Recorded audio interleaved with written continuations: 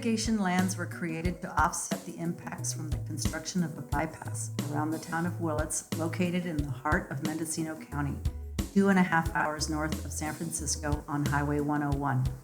Consisting of 2,080 acres of primarily wetlands with some upland and oak savanna habitats, the roadway realignment and subsequent bypass mitigation lands were a result of nearly 70 years of planning. Ground was first broken on the project in 2014, and the mitigation lands represent one of the single largest efforts by the California Department of Transportation to mitigate for impacts to a landscape from roadway construction. These mitigation lands will be managed in perpetuity by the Mendocino County Resource Conservation District and will be guided by a conservation easement held by the California Department of Fish and Wildlife.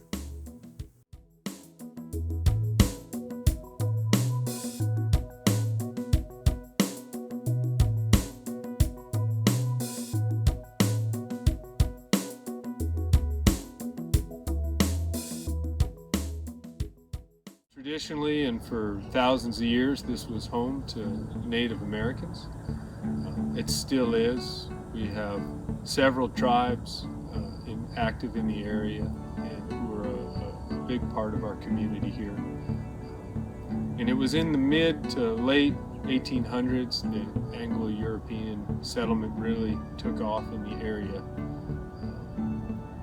It was called Little Lake Valley because historically it was a lake. The whole northern end of the valley where we have wetlands now was a year-round lake. Efforts were made to drain that as they implemented an Anglo-European model for farming in the community. Army Corps of Engineers, Soil Conservation Service, local farmers all worked together to reshape the valley in order to put things like row crops in, to run dairies, to provide food and resources to the local community. As the railroad came in and the timber industry took off, my understanding is a lot of those farmers switched to logging, and that's when we saw livestock come into the valley, sheep and cattle on a larger scale. A lot of the infrastructure, fencing and cross fencing that go along with it started showing up on the landscape at that time. Connectivity in its simplest form is about wildlife's ability to move across the landscape. It's about putting in actions that allow wildlife to move through different landscapes. I think when people think about connectivity and they think about barriers, they really think about transportation, think about roads. And while roads are a significant barrier to a lot of wildlife movement, I think the biggest barrier to wildlife movement is fencing. Connectivity is important on a landscape in general because the better your pathways from one quality habitat to another quality habitat, and the better your pathways within those quality habitats are for wildlife, the more you'll reduce that animal-human interaction. And that animal-human interaction is what can lead to conflict. And generally that conflict always works out poorly for the animal. So one of the things about the Willits Little Lake Valley and the mitigation project is that we're part of the Pacific Flyway, which is a north-south flyway that birds use twice a year. It's 1 billion birds use the Pacific Flyway, and birds breed in the Arctic areas in the north, and then they go south in the wintertime because food is available, more food's available there. And we are directly in line with that Pacific Flyway and a very important part of it. Our valley provides not only a resting spot for lots of waterfowl that move through, but a wintering area for those birds. The Pacific Flyway also has an east-west route from the Rockies to the Pacific shore, and the raptors use that quite a bit, ferruginous hawks, rough-legged hawks, and they will come through our valley on their way down, all the way down to Argentina. Some of them are flying, some of them stay because we do have a lot of food here in the valley for them. It's much milder than the Arctic or than Wyoming or Idaho and some of those prairie areas that get really cold in the wintertime, so they do stay here for those times. So it's we're important for the connectivity of that Pacific Flyway. The Willits project is primarily in Little Lake Valley, so we don't have access to manage or influence the habitats in the streams in the foothills and the mountains surrounding Little Lake Valley. So the creeks here, the tributaries to Outlet Creek and Outlet Creek itself as it flows north, is reliant upon adequate flows and responsible management of the streams. So what can we do in Outlet Creek and its tributaries in the Little Lake Valley is to promote natural vegetation and the natural processes as much as possible to take advantage of what is here. Since we're on the downstream side of these creeks, the water that flows out is all we're going to get. And so if we can promote riparian corridors and riparian habitat that shades the existing aquatic habitat that might stay here throughout the summer, that would provide cooler habitat for the salmon and steelhead to survive. And in addition, the creation of scour pools to provide summer rearing habitat for these species here in Little Lake Valley could be another task that the Willits project could embrace. We have a working landscape here. We use livestock. Currently we use beef cattle to reach some of our mitigation goals on the project. And a result of that is we have a lot of fencing and cross fencing on the project.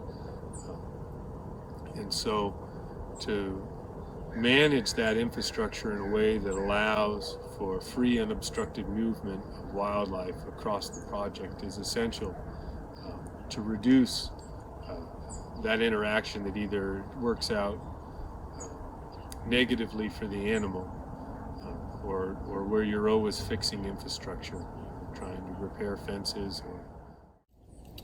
Elk crossings were not considered in the initial planning phase of the mitigation project. In 2015, MCRCD assumed the role of land manager, and it became immediately clear that retrofits were needed. There was some mortality in elk calves that was observed, likely caused by entrapment within the grazing pastures. This design was developed by MCRCD and it is proved to be really quick to install, cost effective, and easy to maintain. It's been effective with improving permeability for wildlife on the project, and for the most part, we let the elk herd dictate where these crossings are located. Generally, you will be able to identify the locations of elk and other wildlife and where they prefer to cross fence lines, as these locations will show impacts from animals moving over, under, and sometimes through the fences. Annual mapping of project infrastructure and natural resources provides valuable data which is utilized by the RCD to prioritize management activities and gauge the health of ecological connectivity throughout the project. Taking inventory of elk fence crossings and wildlife escape ramps in the water troughs helps us track our progress year to year and plan for future installations. We also monitor the success of our bird boxes annually.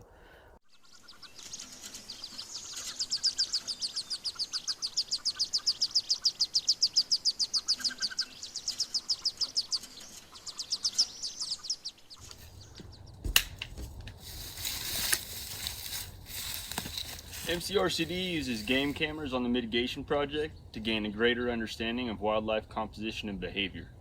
This is essential in making management decisions relating to connectivity. Game cameras also allow staff to monitor for invasive animal species like feral pigs. It will also benefit from the modified wildlife-friendly fencing. Mapping and monitoring the extent of aquatic habitat each year, along with wildlife movements, allows us to assess the health of riparian corridors that run through the property. Documenting beaver activity in these expanses has revealed them to be the driving force behind the recent increase in water retention. Knowledge gained from this yearly mapping allows us to refine our management techniques that best facilitate plant dispersal, wildlife movement, and gene flow.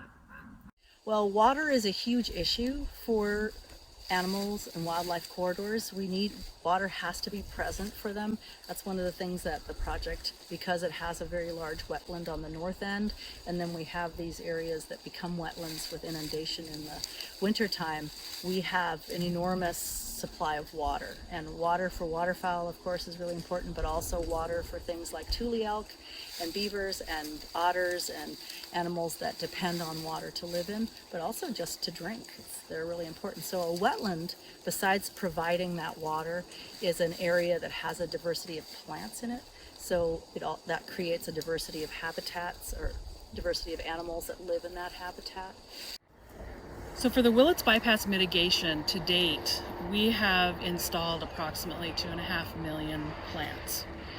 The increase in our native plantings has provided additional habitat, has increased the value of the habitat and provided additional habitat for wildlife. One of the components of the Willits bypass project was an elevated viaduct. This element allowed for the avoidance of additional impacts to some of the wetlands within the Lake Valley. This viaduct also allowed for greater permeability of wildlife found within the Lake Valley as well. When we talk about connectivity, a few months ago I had actually said that part of the department's mission is to keep animals moving in the face of climate change. And we have the biodiversity initiative throughout the state. And I really feel that making landscapes more permeable to wildlife movement, that's how we keep our animals for both diversity and also for population health in the face of climate change. They're gonna need these permeable landscapes to move through.